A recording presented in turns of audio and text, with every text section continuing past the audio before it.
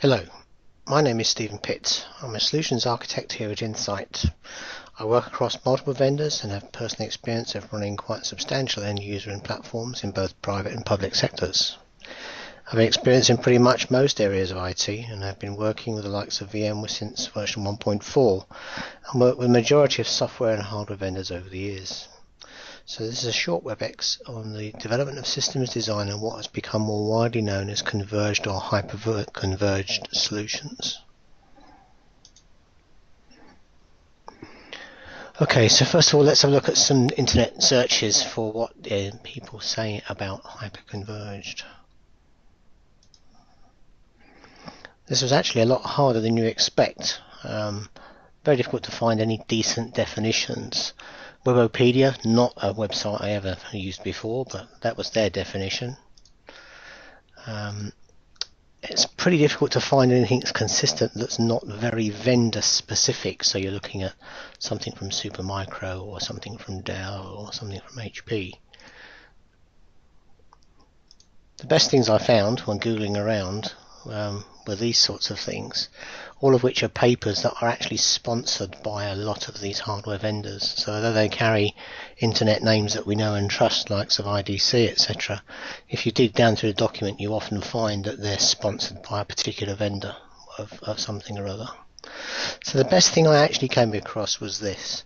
Hyperconverge or hyperconvergence is a type of infrastructure system with a software-centric architecture that tightly integrates compute, storage and networking and virtualization resources and other technologies from scratch in a commodity hardware box supported by a single vendor. That seemed to be a pretty good definition to me.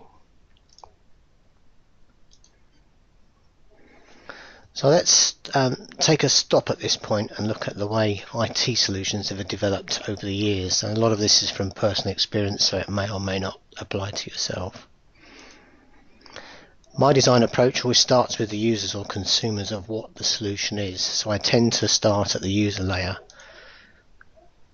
I also work in layers, so this top layer, this grey layer here, is the networking. So I'm stretching back a bit in some of the things that how things have developed, but it shows you how I built up the way I design things.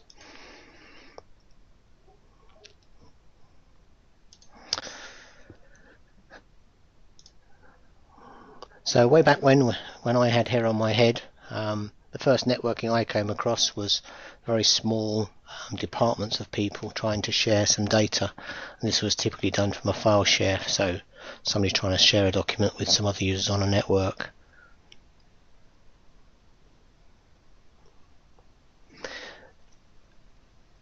My first experience of this was the likes of Windows for Workgroups and Novell 1.x, which in those days was all run from the DOS platform with a bunch of drivers loaded before Windows was started. It was a bit fiddly and a little bit black magic to make sure you got the maximum memory out of the box as possible. At this point in time, typically the network was administered by a finance director, or the first collaborative apps I came into contact with generally things like Sage, or where you had a number of users who wanted to share access to a printer. So this developed into the user administrator. And as I say, it all starts back in the old Novell and Windows days. This guy could end up being called the administrator of the network, and generally speaking it was the manager of the HR or the manager of the accounts department that this label fell on, who didn't actually want anything to do with it really, but it was normally him who set it up. So next, the network. Now, although we have a network in that top layer, what I'm talking about networking is networking that's used inside the computer room or core network. As things start to get a bit more complicated here, you get another role that's appeared in the role of the network administrator, who looks after the configuration of the network. And this is where the network starts to spread outside of the realms of one small office and across a building. I've also shown here an internet connection because this comes into play as the solution is developed. Bear in mind that when I first started doing internet connections, the first ones were sort of 16K leased lines, and we're now really starting to push the boundaries of what an HR and finance director was able to understand or get involved with. So that role tended to sort of move again towards this sort of a network administrator or security administrator role. So now our servers start to appear. So I've moved into a green layer. You can see how all this stuff stacks up for me. For me, this all started back in the Novell NetWare days, and then moved into things like Unix and various families of Windows. Typically here you've got a server administrator role that started to appear, and these servers each had their own user database. This is way before the likes of Active Directory had come along, so we're talking back in the likes of Windows for Workgroups or Microsoft Domains. Another administrator role has appeared, so now we've got a server administrator who's looking after these devices. So what I termed to be the first of the killer network apps to arrive in the network, or business critical apps, was tended to be email. And this is where the internet connection comes into play. Once deployed, business start to rely on email, and hence you then start to look at some form of clustering. It was quite ironic that email was almost like a nice to have in the early days, and if it went down for any reason, well, nothing really was impacted. In today's world, if you lose your email platform, the first person banging on the door is normally the chief information officer or the IT manager or somebody higher up who can't get to his email. The other thing that has become quite apparent here is the fact that the reliance on the internet and the way the internet has grown has radically changed the way systems are designed these days. As I say, 16K was the sort of lines that I was putting in when I first got involved with the internet. My home broadband has just been upgraded from 3 meg, which I was quite happy with, I must admit, for many years, up to a massive 40 meg on a fibre connection. So now for me, working at home is like working at the office. In fact, in some respects it's better, because the 100 meg line that we've got at the office is shared by everybody in the office, and I'm not sharing that when I'm working from home. So really, again, we're coming back to this concept of mail's become far more critical. So typically clustering started to appear where you had two identical bits of hardware with replication in some form or some sort of link between the two. It was very expensive. It was a nightmare to get running, and once it was operational, you left it as alone as much as possible, because if it went wrong, it was a nightmare to fix. So this is a whole heap of complications for this poor old server administrator. He's now got a lot more complicated things to look at in the way of physical boxes to administer, as well as dealing with all the other things that happen in his daily life. So now email's become a little bit more critical. So the next stage on from clustering was to some form of shared storage, which was seen as a vast improvement over this sort of shared disk, mirrored disk solutions. This brought into development the typical deployment of storage area networking. My first experience was all based on fiber channel, and then moved into TCP/IP networking. Some radical differences in the way these two solutions work. In fiber channel, you have a pretty expensive card, I/O card, that goes into each server called an HBA. This is typically about £1,000 per device. The prices obviously do vary, but it's not a cheap element to put in.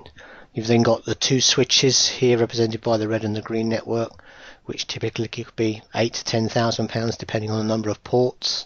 The cables between the two, between the HBA and the switch, were all fiber channel with SFPs at either end. Again, adding massive cost. I mean, they're sort of £200–300 a go for each of those elements. It all adds up to the cost, and then the complexity in these fiber channel switches actually led to somebody looking after it. So you sometimes come into contact with a storage network administrator role in an organization. So at the bottom end of this then, in the final part of my stack, is the storage area, or the storage layer, where we have the introductions of the first storage area devices, SANs, where instead of having individual disks per server, you have a pool of disks that are shared out through the fiber channel network to the individual servers.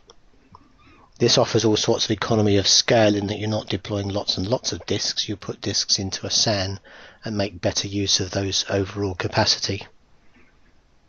The other great thing is that now we have the ability for a number of servers to gain access to the same piece of disk in the array. This is typically provided as a LUN, a logic unit number, e.g. a chunk of the disk carved up by the storage administrator, who then gives the servers through the network storage administrator's role to those individual servers that need to see it, and then those servers then have the ability to partition and format and use those disks. Typical applications for this in the early days for this sort of solution were things like clustered email, clustered databases, these sorts of things.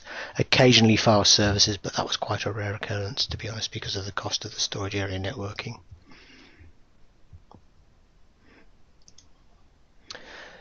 So here we've moved to that end goal where we now have one LUN that's provided to both of those two blue servers through the fiber channel network, and that's then available to both of those services. Typically you would have an ownership element in here, so only one server or the other was actually writing to that LUN at any one given point in time, but you get the general idea. So the next thing that came along was virtualization. So I've been playing with virtualization for very many years, since VMware 1.4 was the first I came into contact with, and it radically changed the way we approached highly available solutions and data center design.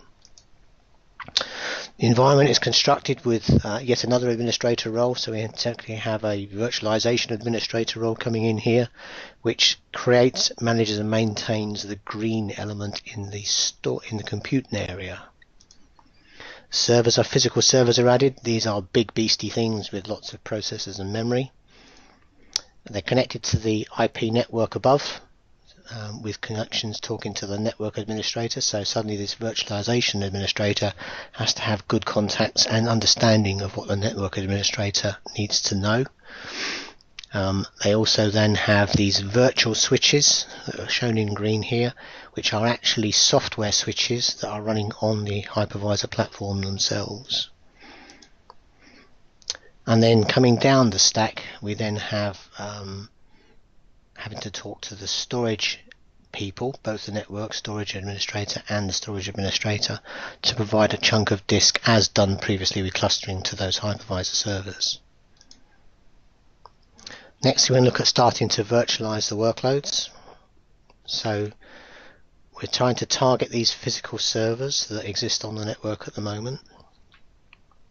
This is generally done as a process called P2V, or physical to virtual migration, which is dependent on the hypervisor of choice. So the first thing we do is we effectively P2V those physical servers to become these two green blobs in the virtualization layer. The all-powerful cluster can then also be virtualized. It's unlikely to be in the same format in a virtualized solution. Clustering inside a virtualization is like double protection, which is not really practical or doable. So typically you would actually virtualize the service and then put that onto a virtual workload rather than having two of the same virtual workloads. Once the all-powerful cluster is there, so all of the virtual machines are effectively files that live on the shared array, which means they can be provisioned from any of the three hypervisor nodes in this diagram. Once done, the physical servers can be removed. So if a server administrator who was in the network isn't careful, he can find himself out of a job. Generally what happens is that the server administrator and the virtualization administrator are generally the same person. But it's something to be aware of. So, software defined. From our starting point, some decision has been made to go to either software defined data center, software defined networking, or software defined storage. All these SDXX type acronyms pretty much mean the same thing. Firstly, the control of the network kind of needs to be grabbed hold of or at least amended to by the virtualization administrator. So he has to work quite closely with these guys, and you often find department boundaries disappearing here. And also the storage area networking chaps also involved. Notice the ties have changed colour. So we're now looking at the combination of all of the storage. So this guy is now in charge of pretty much everything that's running on the network, and generally what you find is that the virtualization administrator is kind of responsible for all things storage related. the individual roles, unless it's a very large organization, have tended to disappear. So, from our starting point, let's make some changes to this software-defined stuff. First of all, we need to make some physical changes to these virtualization hosts. Here, typically, we're adding local disk to these servers. So here I'm adding a blue element of disk to each of these hypervisors. That's effectively there for non-replicated traffic, but that will become clear as we move forward. These could be SSDs, SAS, SATA, and are generally SAS connected inside the server, so there's no interconnect between the storage and the compute that actually leaves the box, which means that you're reducing cost and improving performance. I've shown these in blue for non-replicated, but typically what you actually end up doing is putting in a tier of disk for replication. Now here I've represented some yellow SSD drives and some SAS drives in dark green.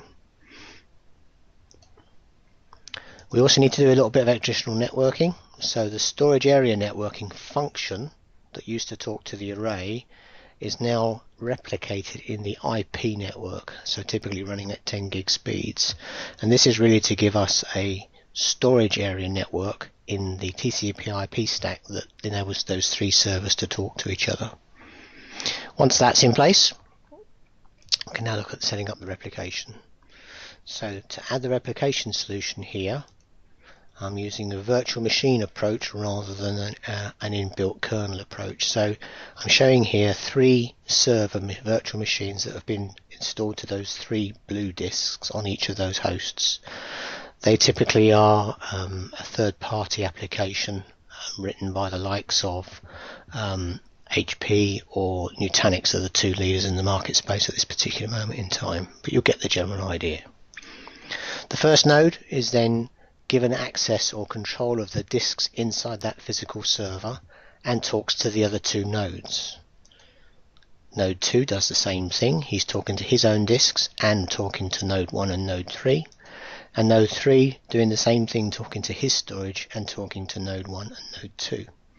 So the idea here is that all those storage tiers in the yellow and green area all contain exactly the same data as it's written to disk. So this is our first storage-defined network, or SDS platform, software-defined storage platform. Sorry about that. We can now look at migration. So where we've traditionally held our virtual machines on our physical storage array, we can now look to migrate those. Now, generally speaking, this can be done hot, without any downtime, but it very much depends on the environment and the hypervisor of choice. So typically you do this with a test machine. Here I've just picked up my first domain controller just for giggles. Now the physical server has, the files that make up that virtual machine have been copied to the software-defined array and removed from the physical storage array. So you can see the virtual machine is still accessible, managed and used in exactly the same fashion, but its actual data files are now located on these SAS disks in this particular instance. And then it's just a matter of repeating that with the other workloads until all the workloads have been removed from the original storage array. Functionally, the network operates in exactly the same fashion as previously. So at this point we can do a bit of tidying up, get some more stuff out of the network. So our SAN can disappear and our storage area networking can disappear. Again, you can see why you've been a bit nervous if you adjust the storage administrator, because your role has now disappeared. So what's all the fuss about? So to use the famous words from the Hitchhiker's Guide to the Galaxy, don't panic. Software-defined anything is really what we've been doing for a long time. We look after the server hardware exactly as previously as before. We work with the network team on configuration as before. We work with the storage requirements as before, although generally speaking in more depth, and that's less of an issue in storage than it's in networking, because most virtualization admins have been used to looking after the storage as well. It's important from the networking point of view that you have a pretty good understanding of what networking is all about, because you're dealing with things like virtual LANs, routing, subnets, masks, all these sorts of things. So you need to have a pretty good understanding of the networking and have to make sure that your configurations in your software defined network match that of the physical network you're talking to. So what's this resulted in? Now, from my seat as a former administrator of a pretty large NHS platform, it basically allowed me far more control as the network administrator, server administrator, virtualization administrator, and it meant there were a smaller number of teams involved. My own experience looking after a sizable chunk in the NHS advanced diagnostic testing platform in the UK for 3 years, it basically resulted in far more control for me as the hypervisor admin. It resulted in me being able to affect change much faster and to have a smaller number of people involved in that decision cycle. Now, I admit there was no converged anything back in those days, because it was all as per the previous sort of examples of a layer of networking, a layer of compute, a layer of storage area networking, and a layer of storage.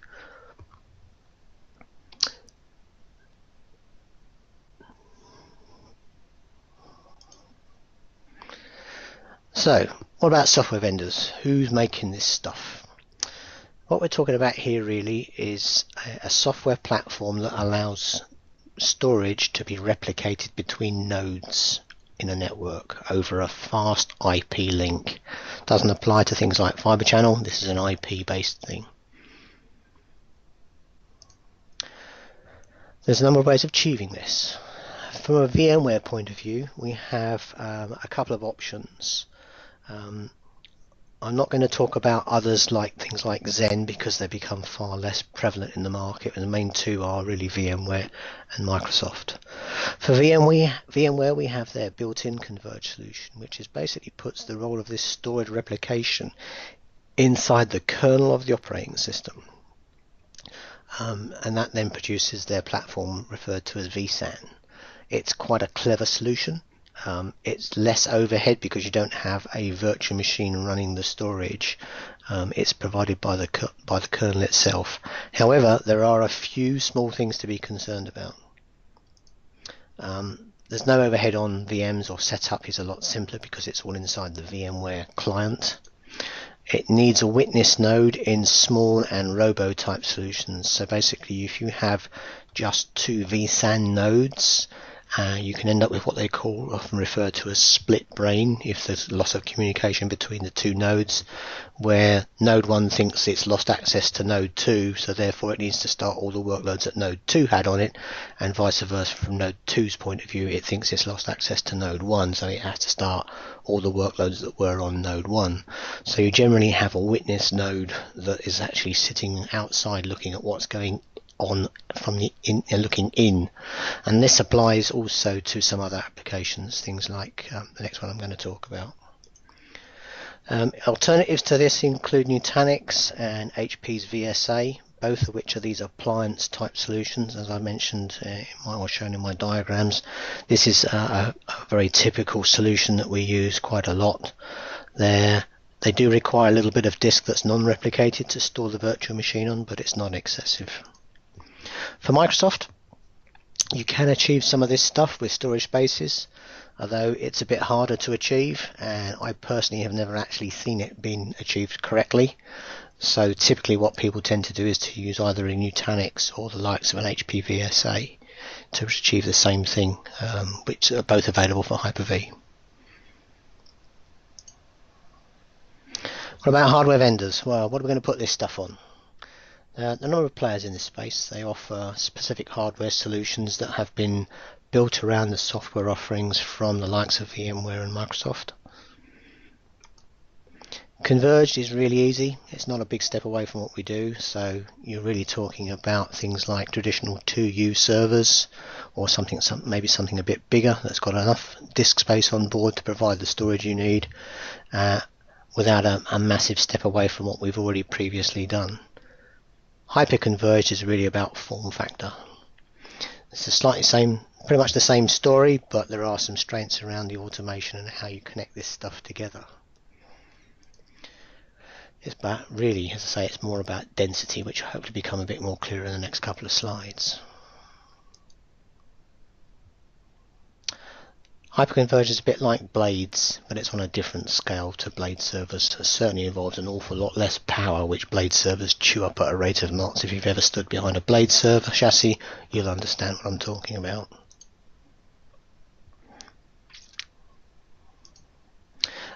Disk capacity is a restraining factor when you're looking at hyperconverged. Again, this will become clearer in a minute, but where you might be able to have a multi-terabyte converged platform, because you can get lots of disks in a 2U space, in a hyperconverged there are more restraints around the number of disks you can gain access to. And this is just a hardware restraint. So, let's have a look at some vendors. So from Hewlett-Packard, HPE as they're now known as, you've got a traditional Dell 380 server. It's a workhorse box. It's been around since the year dot. It's now on generation 9. I've been told there's a Gen 10 server not too far away to keep up with the latest iterations from Intel. It's basically a 2U server. You can have 2 processors in with lots and lots of cores in, a bucket load of memory, and as you can see from the 380, you can actually get 24 disks in the front end of one of these boxes. So the disk density here is quite good for what the height of the box is. The HP hyperconverged platform is referred to as an HC250, as you can see on the right hand side. It's mounted from the back for the compute, so you've got effectively 4 sleds, or up to 4 sleds, that you can slide in. Each one of these sleds is effectively the same compute power as the DL380, twin processor, bucket load of memory, LAN interfaces, etc. on the back. The disks on the front, although there's 25 bays, you notice there's a disk in the middle that's actually missing. That's because 25 doesn't divide by 4 very well. So each of those blades, if you have a 4-blade configuration, can have a maximum of 6 disks. And this is one of the restraining factors I run into a couple of times when looking at hyperconverged for clients. Another vendor quite prevalent in this space is Dell. Again, they have a traditional 2U rack server, well used and loved throughout the industry. Pretty much the same as previous. 2 processors, lots of cores. You can get a lot of disk into these things, twin power, etc, etc, etc. Dell's hyperconverged platform, I think, actually offers a little bit more in the way of flexibility about what you're trying to do. If you remember previously, the HP solution, each of the blade servers has its LAN interfaces presented off the back of the actual card itself, the sled. In the Dell solution, you have the option to either have 2 pass-through modules, as shown in this particular one, or looks like this one here, where each server is presenting 2 NICs out of 2 separate interfaces. These can either be a pass-through or it can be a localized switch.